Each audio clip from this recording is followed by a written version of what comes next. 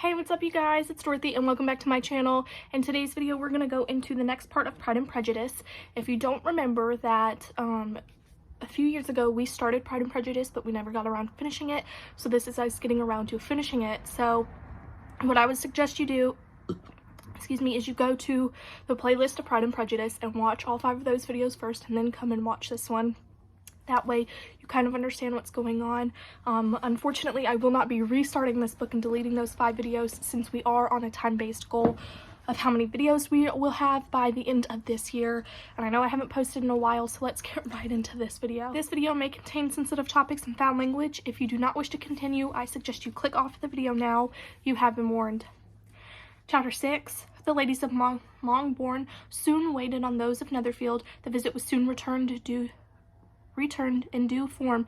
Miss Bennet's pleasing manners grew on the goodwill of Miss Hurst and Miss Bingley, and though the mother was found to be intolerable, the younger sisters not worth speaking to, a wish of being better acquainted with them was expressed towards the 2 eldest. By Jane, this attention was received with the greatest pleasure, but Elizabeth still saw superciliousness in their treatment of everybody, hardly expecting even her sister, and could not like them, though their kindness to Jane, such as it was, had a value of arising in a probability from the influence of their brother's admiration. It was generally evident whenever they met that he did admire her, and it was equally evident that Jane was yielding to the preference which she had begun to entertain for him from the first, and was in a way to be very much in love, but she considered with pleasure that it was not likely to be discovered by the world in general, since Jane united with great strength of feeling, a composure of temper and uniform cheerfulness of manner, which would guard her from the suspicions of the impertinent.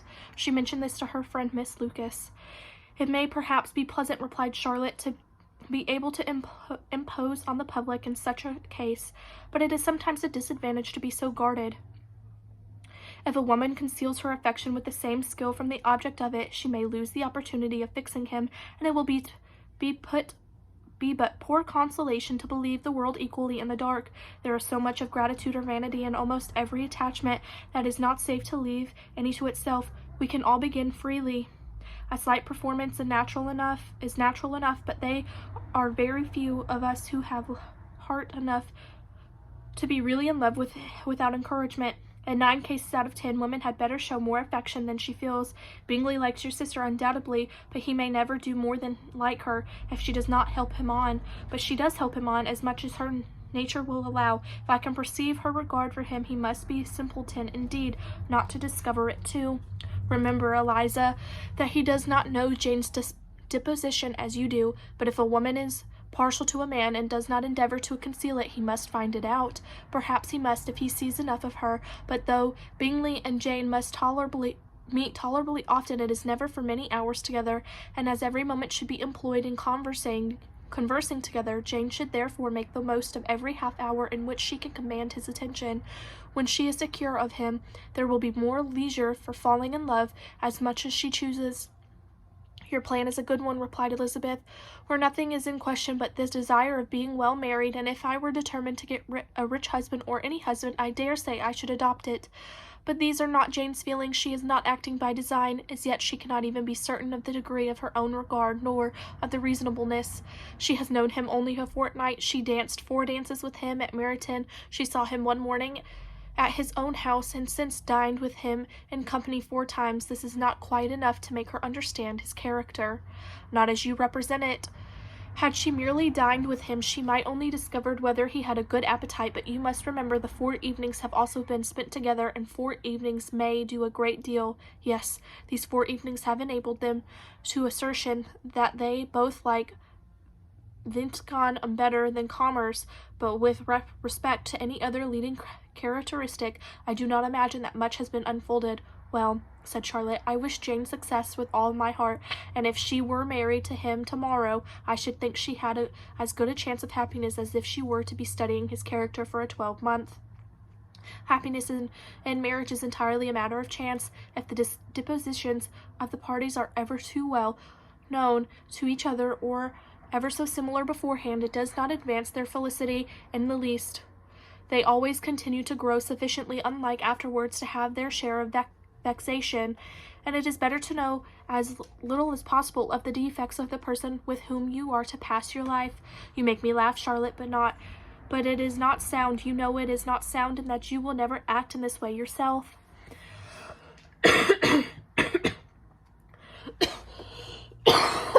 Excuse me. I swallowed some saliva the wrong way. Occupied in observing Mr. Bingley's intentions to her sister, Elizabeth was far from suspecting that she herself, becoming an object of the same interest in the eyes of her friends. Mr. Darcy had at first scarcely allowed her to be pretty. He had looked at her without admiration at the ball. When they next met, he looked at her only to criticize, but no sooner had he made it clear to himself and his friends that she hardly had a good feature in her face than he begun to find it was rendered uncommonly intelligent by the beautiful expression of her dark eyes. To this discovery succeeded some others equally mortifying. Though he had detected with a critical eye more than one failure of perfect symmetry in her form, he was forced to acknowledge her figure to be light and pleasing, and in spite of asserting that her manners were not those of the fashionable world, he caught by their easy playfulness. Of course she was perfectly unaware. To her he was only the man who had made himself agreeable nowhere, and who had not thought her handsome enough to dance with. He began to wish to know more of her, and as a step towards conversing with her himself attended to her conversation with others, his doing so drew her notice. It was at Sir William Lucas's, where a large party was assembled. "What does Mr. Darcy mean?" said she to Charlotte, "by listening to my conversation with Carol Foster?" "That is a question which Mr. Darcy only can answer, but if he does it any more, I shall certainly let him know that I see where he is about. He has a very sardical eye, and if I do not begin by being impertinent myself, I shall soon grow afraid of him." To have any intention of speaking, Miss Lucas defied her friend to mention such a subject to him, which immediately provoking Elizabeth to do, she turned to him and said, "Do you not think, Mr. Darcy, that I expressed myself uncommonly well just now, when I was teasing Colonel Foster to give us a ball at Mayton?" "With great energy, but it is always a subject which makes a lady energetic. You are severe on us." "It will be her turn soon to be teased," said Miss Lucas. "I am going to open the instrument, Eliza, and you know what follows. You are a very strange creature by the way of a friend, always wanting me to play and sing before anybody and everybody. If my vanity had taken a musician turn, you would have been invulnerable, but as it is, I would really rather not sit down before those who must be in the habit of hearing the very best performers." On Miss Lucas's preserving, however, she added, "Very well, if it must be so, it must." And gravely glancing at Mr. Darcy, "There is a fine old saying which everybody here is of course familiar with, 'Keep your breath to cool your porridge,' and I shall keep mine as to swell my song." Her performance was pleasing, though by no means capital. After a song or two, and before she could reply to the entreaties of several that she would sing again, she was eagerly succeeded at the instrument by her sister Mary, who was having, in consequence of being the only plain one in the family, worked hard for knowledge and accomplishments, was always impatient for display. Mary had neither genius nor taste, and though vanity had given her application, had given her likewise a pedantic air and conceited manner, which would have injured a higher degree of excellence than she had reached. Elizabeth, easy and unaffected, had been listened to with much more pleasure, though not playing half so well, and Mary, at the end of the long concerto, was glad to purchase praise and gratitude by Scotch and the Irish airs, at the request of her younger sisters, who, with some of the Lucases and 2 or 3 officers, joined eagerly in dancing at one of the end of the room. Mr. Darcy stood near them in silent indignation at such a mode of passing the evening, to the exclusion of all conversation, and was too much engrossed by his thoughts to perceive that Sir William Lucas was his neighbour, till Sir William thus began: "What a charming amusement for young people like this, Mr. Darcy! There is nothing like dancing after all. I consider it as one of the first refinements of polished society." "Certainly, sir, and it has the advantage also of being in vogue amongst the less polished societies of the world. Every savage can dance." Sir William only smiled. "Your friend performs delightfully," he continued, after a pause, on seeing Bingley join the group, "and I doubt that you are an adept in the science yourself, Mr. Darcy. You saw me dance at Meryton, I believe, sir?"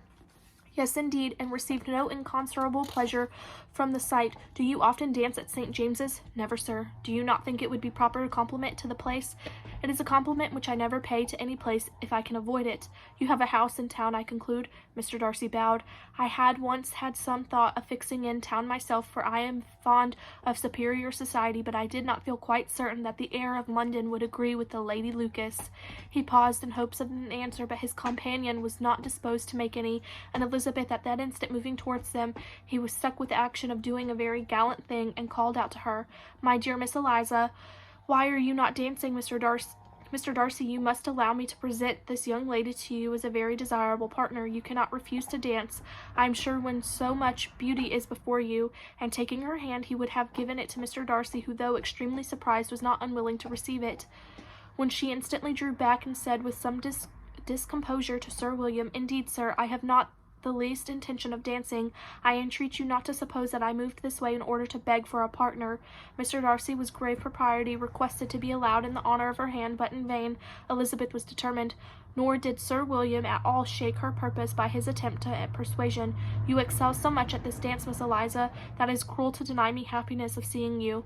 And though the gentleman dislikes the amusement in general, he can have no objection, I am sure, to oblige us for 1/2 hour. Mr. Darcy is all politeness," said Elizabeth, smiling. "He is indeed, but considering the inducement, my dear Miss Eliza, we cannot wonder at his complaisance, for who would object to such a partner?" Elizabeth looked Archie and turned away. Her resistance had not injured her with the gentleman, and he was thinking of her with some complacency, when thus accosted by Miss Bingley. I can guess the subject you receive. I should imagine not.